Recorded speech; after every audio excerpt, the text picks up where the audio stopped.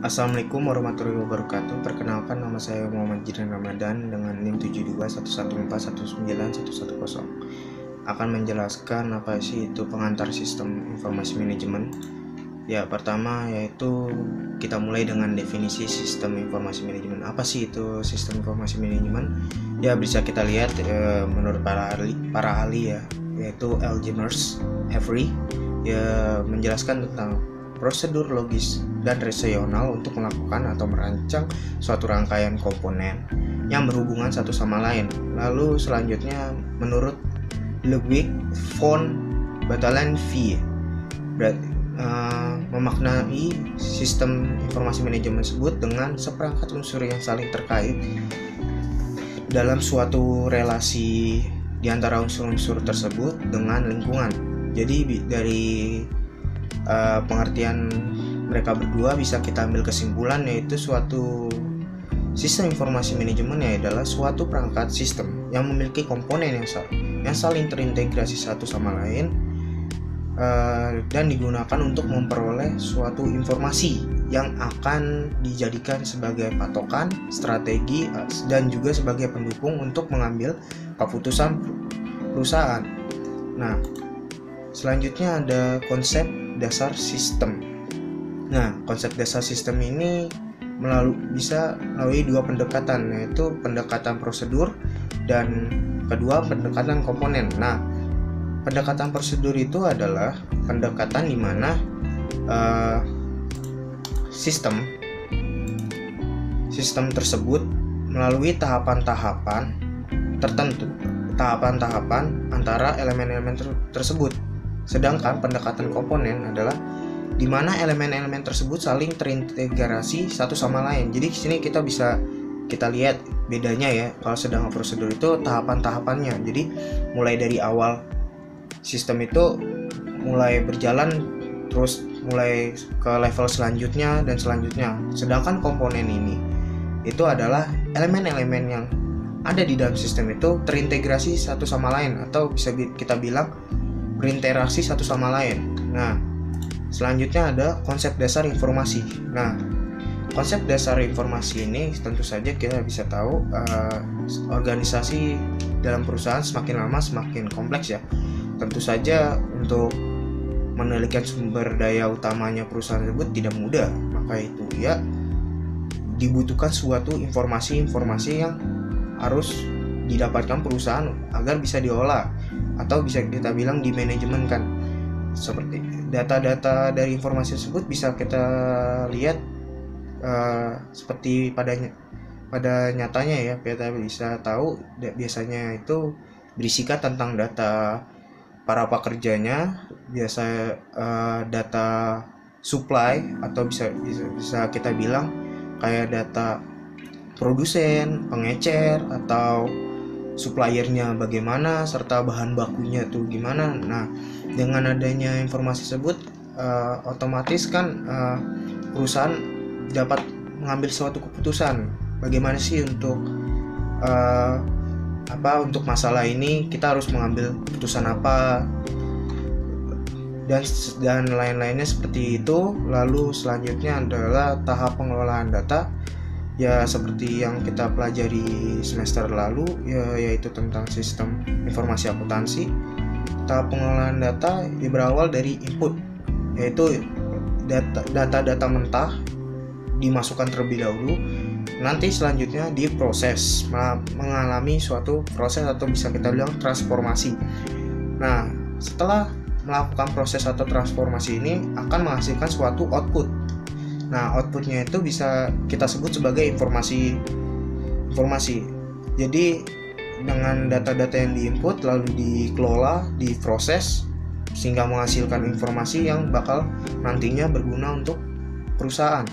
Nah, tentu saja output informasi tersebut di dalam prosesan, tentu saja data tersebut akan disimpan sebagai histori. Lalu selanjutnya ada fungsi sistem informasi manajemen, yaitu meningkatkan produktivitas serta penghematan, meningkatkan kualitas dari SDM. Tentu saja karena informasi tersebut perusahaan jadi tahu bagaimana untuk meningkatkan SDM perusahaan tersebut, mungkin melakukan training atau bagaimana, lalu mempermudah pihak manajemen dalam melakukan POAK.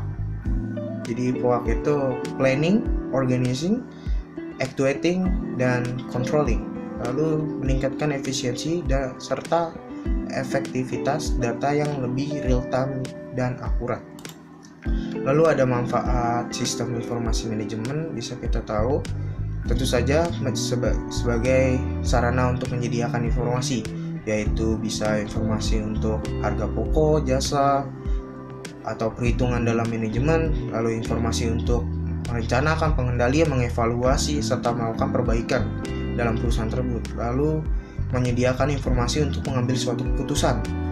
Nah, selanjutnya yaitu manajemen ya. Manajemen bisa kita lihat yaitu suatu proses POAK untuk mengelola sumber daya utama perusahaan supaya tujuan perusahaan dapat tercapai. Lalu di sini ada tingkatan. Tingkatan ini bisa kita lihat ya. Manajemen atas yaitu ketua, leader, menengah, lalu manajemen bawah atau bisa kita sebut dengan manajemen tingkat pertama. Nah, manajemen atas ini yang melakukan perencanaan strategi, istilahnya dia yang merencanakan segala strategi bagaimana sih perusahaan ini bakal mencapai tujuannya, lalu dengan strategi itu diturunkanlah ke manajemen menengah, yaitu untuk mengendalikan manajemen, yaitu adalah dia yang bagian untuk mengasih tahukan atau memanage para manajer tingkat bawah. Nah, di sini manajer tingkat bawah atau tingkat pertama yaitu adalah suatu manajer yang mengetuai setiap divisi-divisi. Jadi ada divisi ini mempunyai manajer ini dan divisi lain mempunyai manajer beda sendiri. Lalu contohnya itu banyak ya, ada ISS yaitu Executive Support System, Group Decision Support System, dan Computer Support Collaborative Work System, Expert System, dan Artificial Intelligence. Ada juga Decision Support System, Informatic Management System, Office Automation System, Supply Chain Management, dan yang terakhir adalah Enterprise Resource Planning. Ya, lalu selanjutnya ada Sistem Analisis, yaitu bisa kita lihat ya, sistem analisis menurut Kristanto yaitu orang yang kemampuan dalam menganalisis suatu sistem untuk memilih alternatif pemecahan masalah dan menyelesaikan masalah tersebut dengan komputer. Dan menurut Yogianto yaitu orang menganalisis, mempelajari masalah tersebut bagaimana timbul dan untuk menentukan bagaimana sih cara menyelesaikan masalah. Nah, dari sini bisa kita tahu ya, jadi intinya itu sistem analisis itu adalah suatu sistem yang dimana orang yang menggunakan sistem itu atau bisa kita sebut host, jika terdapat masalah bagaimana sih cara menyelesaikan masalah tersebut, maksudnya di dalam sistemnya itu. Lalu peranan analisis sistem.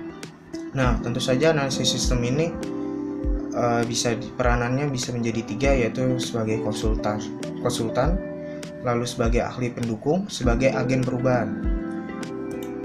Nah, sebagai konsultan ini itu adalah analisis sistem itu maksudnya konsultan memberitahukan bagaimana sih cara untuk menganalisis ini, atau maksudnya apakah ada kekurangan dalam ini. Lalu sebagai ahli pendukung yaitu bagaimana sih mendukung supaya analisis tersebut itu dapat berjalan dengan baik. Lalu agen perubahan tentu saja dengan kreativitas ya.